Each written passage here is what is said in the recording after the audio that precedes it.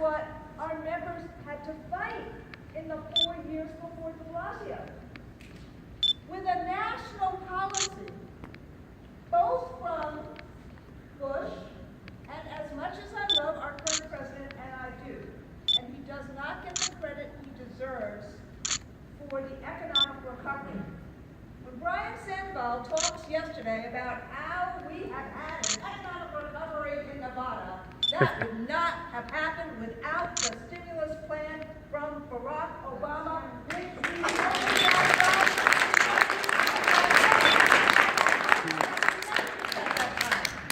and anyone who was in service at that time saw that. We saw in our delegate assemblies, because Michael and I overlapped at that time.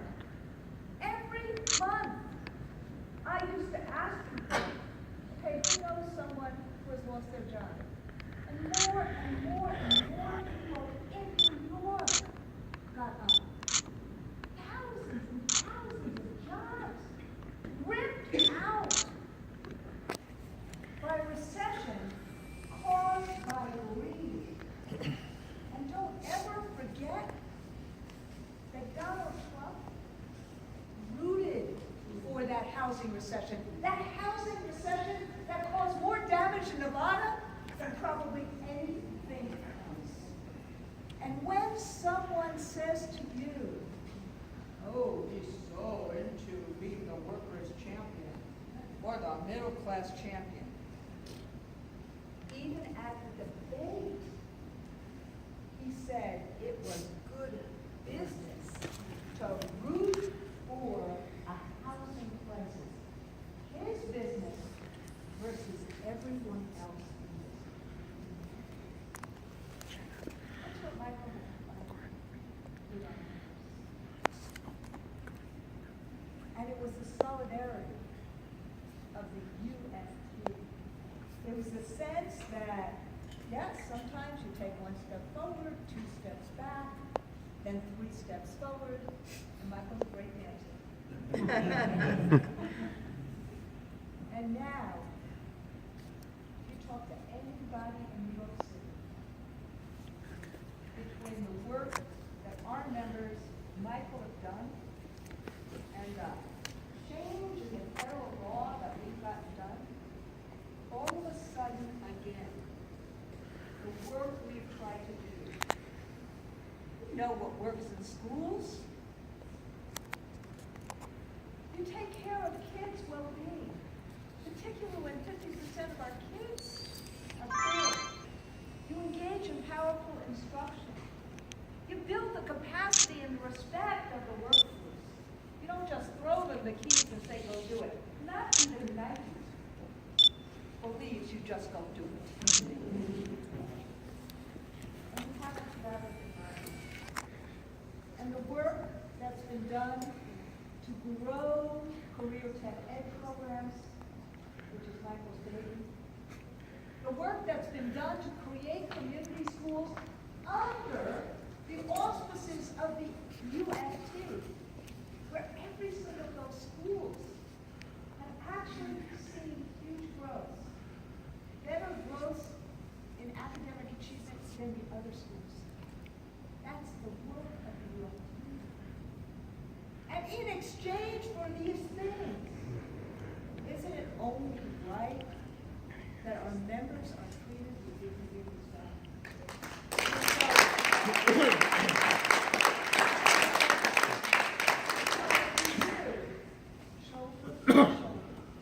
Generation to generation.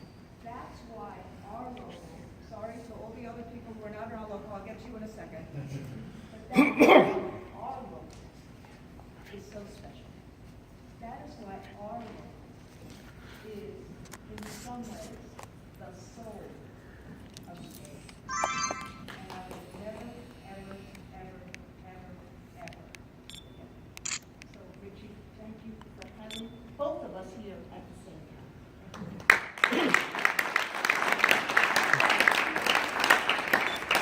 You've heard a lot of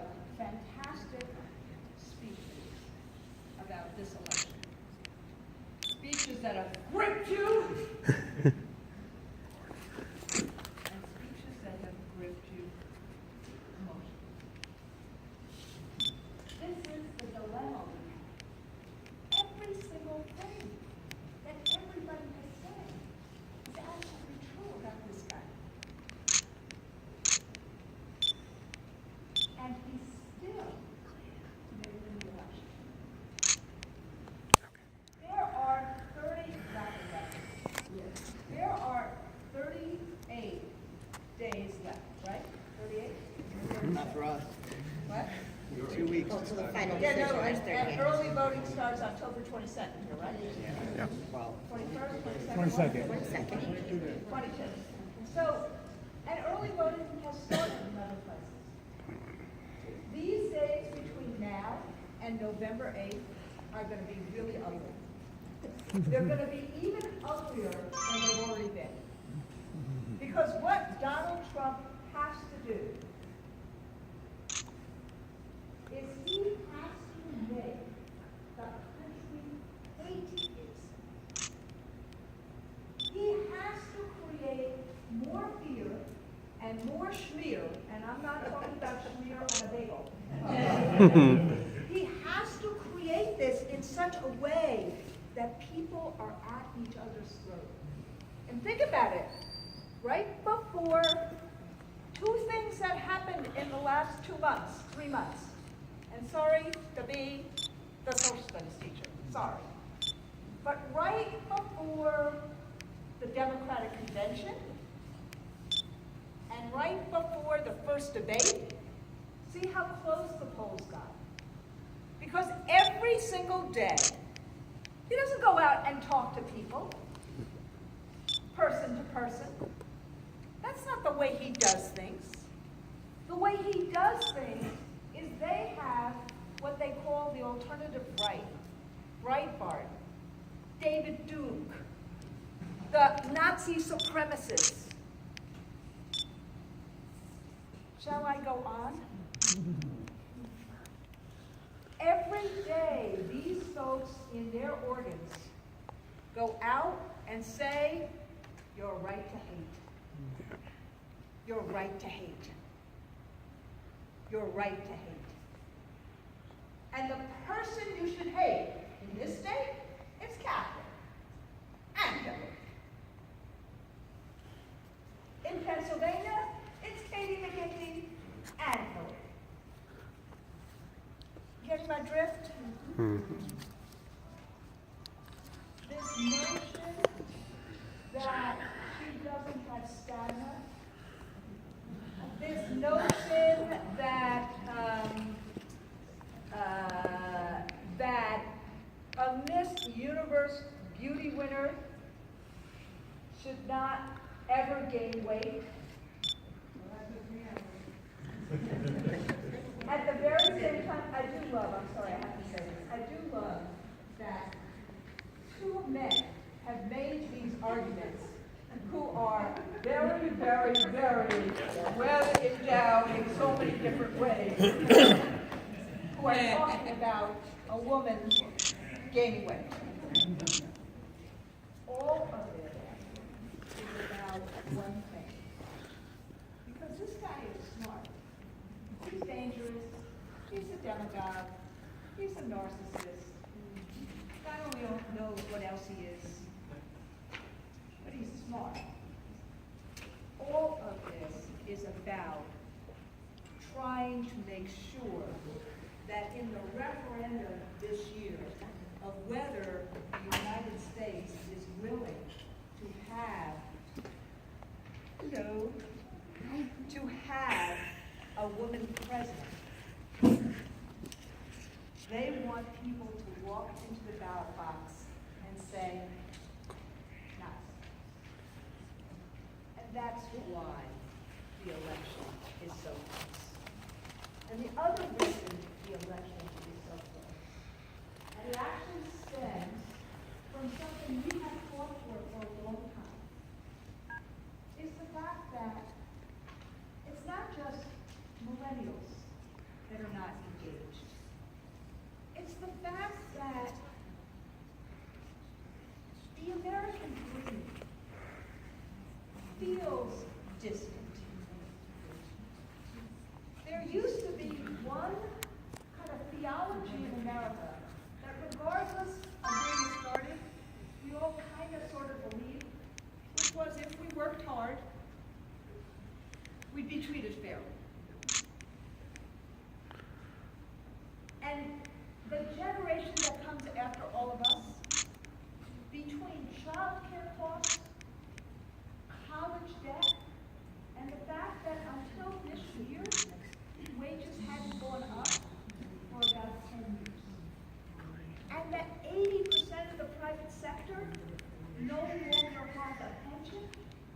most of the private sector ain't got a union, so they can be fired at will. So you see a huge amount of contingent labor. And you see people who were steel workers and iron workers no longer have jobs. That anger is real, and that anger of kids is real. That's the second reason why it's resonating. The fear, the anger. Because at the end of the day, people want things to be better. But they haven't been better for so long. For many white, non-college educated men, it's easier to feel the anger. And then the third reason is there is a fear of the other. And it's bigotry, and it's intolerance, and it's hate, and everyone before me has talked about how awful that is, and we need teachers to combat it. But you all know from teaching, you gotta start where kids are, and meet them where they are, before you can move them. And Donald Trump has singularly been able to unleash that hatred in a way he has given the country permission to hate, which no candidate for president since George Wallace in 1968 has ever done. None of them. No. Republican, Democrat alike. So, if any of these things are problematic to you, you know what we have to do. And it's not as if we don't know who the choice is. Richard, Richie, George, Michael, we all have the benefit of actually living in New York. I think Richie was still there when Hillary was senator. Mm-hmm. We all have the benefit of living in New York when she was our senator. I've known the woman for 25 years. I don't know someone else who has the following three things, some other politician that does this. I know our great Congresswoman just came in, but she has a passion that runs deep for people, particularly women and children.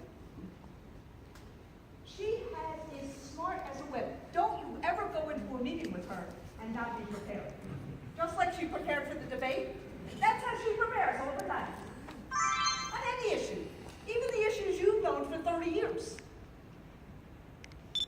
And she has, because she's used these muscles for so long, she has this ability to figure out policy that addresses real problems, like Michael was talking about before with drug use. And the third thing, how many people do you know who got totally and completely on the thing she was most wanting to do as First Lady, healthcare, and got creamed by the pharmaceutical companies and the health insurance companies? Creamed, slimed, creamed. Citizens United, you know that case? It started from there. They were against her. And then she picked herself up, and she fought to get the CHIP program, and which was for 8 million kids. And she fought to make sure that the people who were on Ohio after 9/11, who were sick because of everything that they breathed in, everybody, Steve Cassidy from the firefighters, everyone gives her credit. Rudy Giuliani used to give her credit before he had whatever convergence he's now had or conversion he's now had. She got those people the help they needed to live their lives in a decent way. That's her resilience and that's her persistence.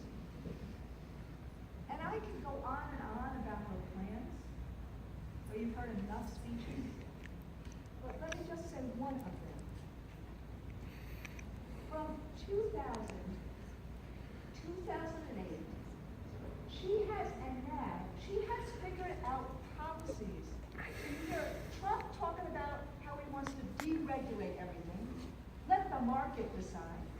You heard Michael talk about how even with a strong welfare fund, what we're wrestling with.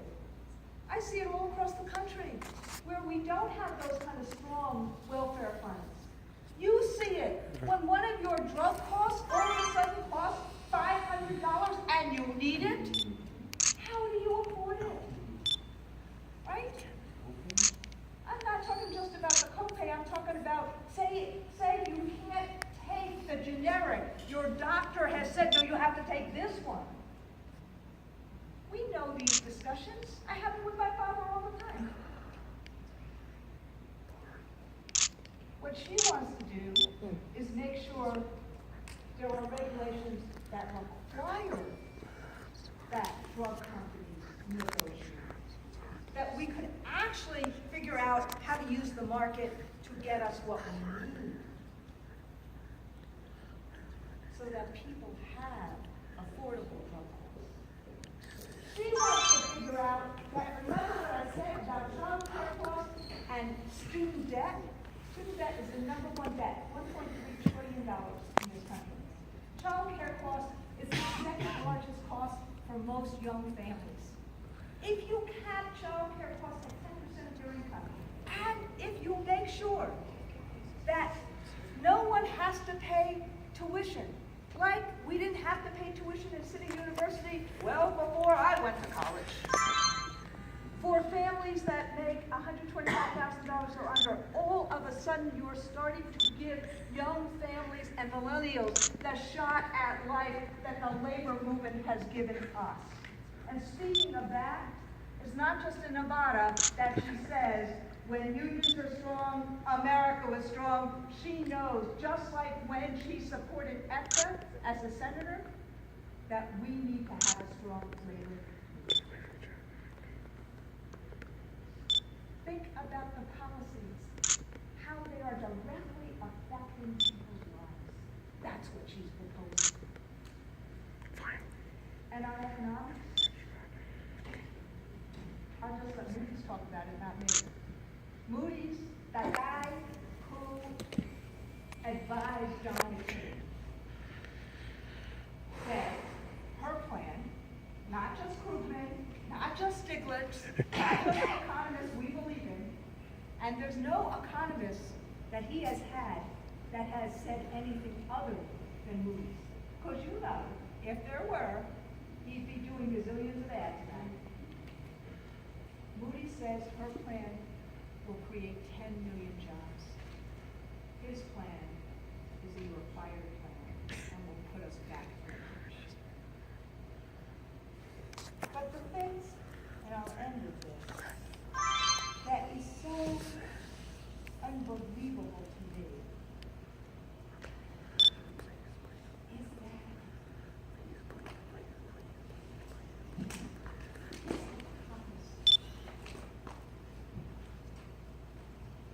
how dare you tell people that it's smart not to pay taxes, which is what we use for security here and abroad, and to actually have a social safety net, including public education. And then how dare you decide that you live by your own rules, and unlike 40 years of precedent to disclose your taxes, you yourself don't have to do it. Because of course, it's only you who can fix anything and everything in this United States of America. And how dare you say you are against the trade bills when you manufacture your stuff in China, in Bangladesh, and in Mexico. The steelworkers even figured out that his Bibles in his hotels are manufactured abroad. And speaking of hotels, it's not just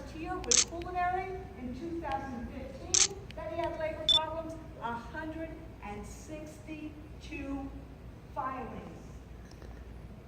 by unions and workers against him to the National Labor Relations Board.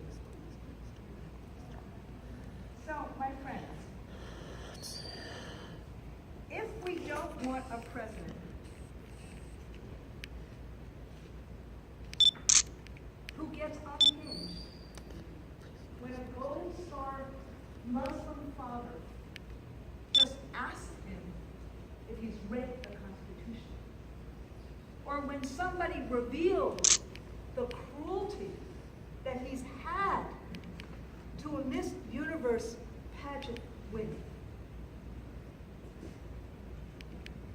If we don't want a president who can't have the discipline to not do a Twitter storm at 3 o'clock in the morning,